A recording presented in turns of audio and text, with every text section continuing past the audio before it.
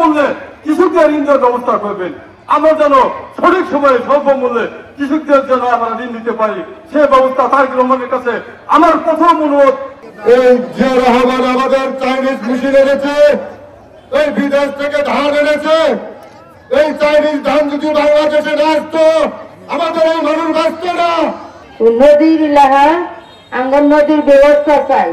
বাংলাদেশের সংখ্যাগরিষ্ঠ কৃষক জনগোষ্ঠীকে সুসংগঠিত করার লক্ষ্যে সারা দেশে 3 মাসব্যাপী কৃষক সমাবেশের অংশ হিসেবে বগুড়া জেলার ধুনট উপজেলার ভান্ডারবাড়ি ইউনিয়নের ভান্ডারবাড়ি সরকারি প্রাথমিক বিদ্যালয় প্রাঙ্গণে ইউনিয়ন কৃষক দলের উদ্যোগে এক বিশাল কৃষক সমাবেশের আয়োজন করা হয়। ভান্ডারবাড়ি ইউনিয়ন কৃষক দলের আহ্বায়ক মোহাম্মদ হযরত আলীর সভাপতিত্বে উক্ত সমাবেশে প্রধান অতিথি হিসেবে উপস্থিত ছিলেন বগুড়া জেলা কৃষক দলের আহ্বায়ক ইঞ্জিনিয়ার সাইফুল ইসলাম রনি। ভান্ডারবাড়ি ইউনিয়ন কৃষক দলের সদস্য সচিব মোহাম্মদ মিজানুর রহমান মিরাজের সঞ্চালনায় উক্ত সমাবেশে বিশেষ অতিথি হিসেবে উপস্থিত ছিলেন ধুনট উপজেলা বিএনপির সাধারণ সম্পাদক বিবি আবুল মনসুর আহমেদ পাশা। এছাড়া সাংগঠনিক সম্পাদক মোহাম্মদ মঞ্জিল হোসেন, যুগ্ম সাধারণ সম্পাদক মোহাম্মদ ভেটু তালুকদার, বগুড়া জেলা কৃষক দলের দপ্তর সম্পাদক সামিউল ইসলাম সামি, ধুনট উপজেলা কৃষক দলের আহ্বায়ক মোহাম্মদ শামীম হোসেন, মহিলা দলনেত্রী মোহাম্মদ দীপ্তি খাতুন, ধুনট উপজেলা ছাত্র নেতা আশিকুল কবির শরণ এবং সাইদুজ্জামান নোমান সহ ভান্ডারবাড়ি ইউনিয়ন বিএনপি এবং সর্বদলীয় কৃষক জনগণ উপস্থিত ছিলেন।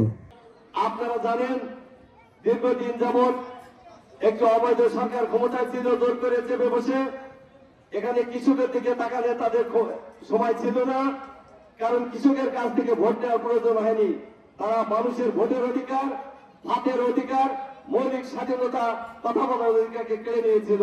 কোন অধিকার কারো ছিল না, শুধু তাদের দিক চিন্তা করেই তারা ক্ষমতায় বসেছিল জোরপূর্বক। আজকে দীর্ঘদিন পরে হলেও আমরা স্বাধীনভাবে কথা বলতে পারছি। আজকে আশা করছি যে আগামী দিন একটি সুদিন আসবে, সেই সুদিনের শরিক যেন আমাদের সাধারণ কৃষকরা হতে পারে, সেই আশায় আজকের এই সমাবেশ। আমার কৃষক ভাইয়েরা আর্থিকভাবে ক্ষতিগ্রস্তের সম্মুখীন হয়, এই ক্ষতিগ্রস্ততাকে কাটিয়ে তোলার জন্য আমাদের বিএনপির ভারপ্রাপ্ত চেয়ারম্যান বলেছে শস্য বীমা চালু করা হবে। এই শস্য বীমার মাধ্যমে আপনারা উক্ত ক্ষতিগ্রস্তের যে পরিমাণ অর্থ আপনাদের ক্ষতি হয়েছে সেই ক্ষতির টাকাটা আপনারা ইনশাল্লাহ পাওয়ার ব্যবস্থা করা হবে। সেচ ব্যবস্থায় সংকট নিরসনে শহীদ জিয়াউর রহমানের ঐতিহ্যগত খাল খনন কর্মসূচি পুনর্বর্তন করা হবে। অর্থাৎ আমাদের যে খাল এবং নদী নালাগুলো আছে, যেগুলো দেখা যায় অনেক নদী, আমাদের ইসামতি নদী, করতোয়া নদী, এগুলো দুই ধারের মাটিতে প্রায় ভরাট হয়ে গেছে। এগুলো আর নদী বলা যায় না, এদেরকে খাল বললেই খাল বললেই মনে হয় সঠিক হবে।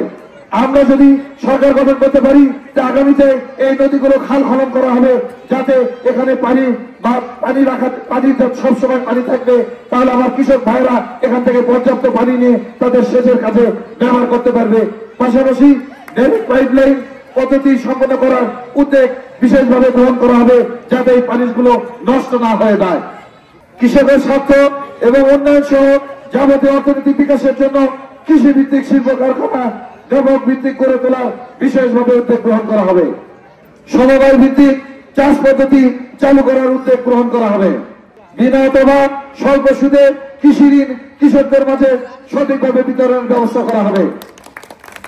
আমাদের এই দেশের 80% লোক কৃষিকাজের সাথে জড়িত, তাই আমাদের বিএনপির ভারপ্রাপ্ত চেয়ারম্যান মনে করেছেন ঋণ যদি দিতে হয় সর্বোচ্চ অগ্রাধিকার ভিত্তিতে আমাদের এই কৃষক ভাইদের সবচেয়ে কম মূল্যে কৃষি ঋণ এবং প্রণোদনা দেওয়া হবে ইনশাআল্লাহ। সরকারিভাবে পেঁয়াজ, টমেটো, আদা, রসুন সহ যাবতীয় মৌসুমী ফসল সংরক্ষণের জন্য দেশের বিভিন্ন অঞ্চলে বিশেষিত কোল্ড স্টোরেজ নির্মাণ করার উদ্যোগ বিশেষভাবে গ্রহণ করা হবে। শহীদ জিয়ার পারিবারিক কৃষি চর্চা কর্মসূচি কার্যকরভাবে চালু করার উদ্যোগ গ্রহণ করা হবে। অর্থাৎ স্ব আঙ্গিনায় কৃষি চাষে উদ্বুদ্ধ করা হবে, বিশেষ করে মহিলাদেরকে এই কাজে উৎসাহিত করা হবে।